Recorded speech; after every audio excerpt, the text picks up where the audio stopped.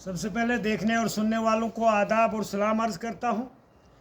मैं रात को रामबन था, रामबन से आकर मैं रामसू ब्लॉक में था। मुझे काफ़ी साथी मिले जो एनवाईसी में काम कर रहे हैं पिछले 15 सालों से।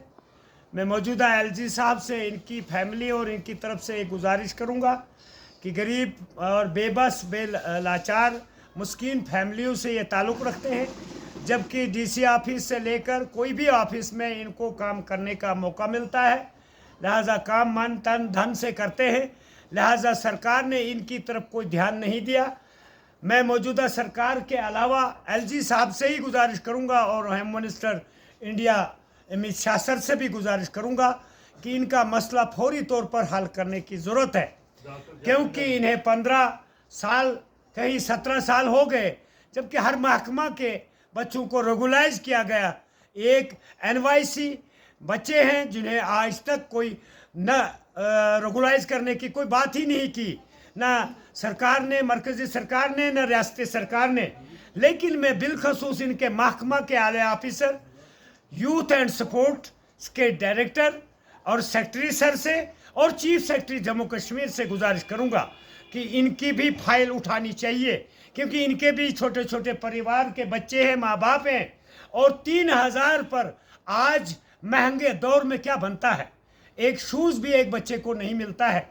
लिहाजा ज़्यादा टाइम न लेते हुए मैं एलजी साहब और रामबन डीसी सर को भी कहूँगा कि इनकी फाइल जल्द अज जल्द उठाकर सेक्रेटरी यूथ एंड सपोर्ट्स को भेज दी जाए और एलजी साहब को। और एलजी साहब से मेरी गुजारिश है कि इन बच्चों की मज़ीद तनख्वाह और रेगुलाइज करने की एक कमेटी बनाई जाए। इसके साथ साथ मेरे हर इलाके के डीडीसीयू को भी एनवाईसी हैं, लेकिन कोई बात नहीं करता है। हमें हर मुद्दे की बात करनी चाहिए।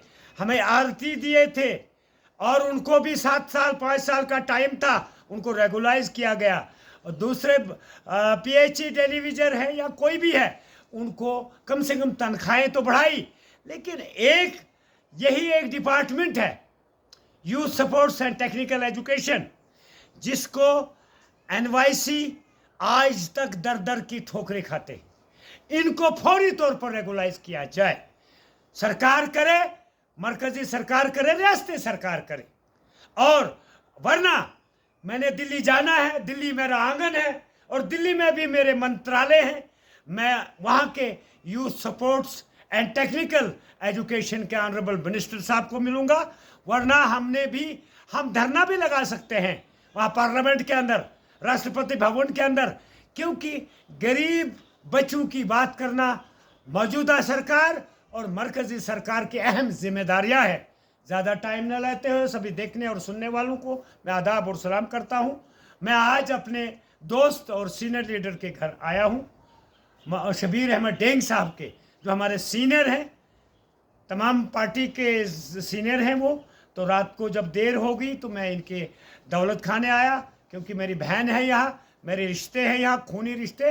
तो इसलिए मैंने रात की बात जो है कहना ज़रूरी था डीसी और डिविजनल कमिश्नर और चीफ सेक्रेटरी को कि ये एनवाईसी हैं कौन, इनको काम कौन करेगा, इनकी मदद कौन करेगा। खुदा हाफिज़, अस्सलाम वालेकुम, जय हिंद।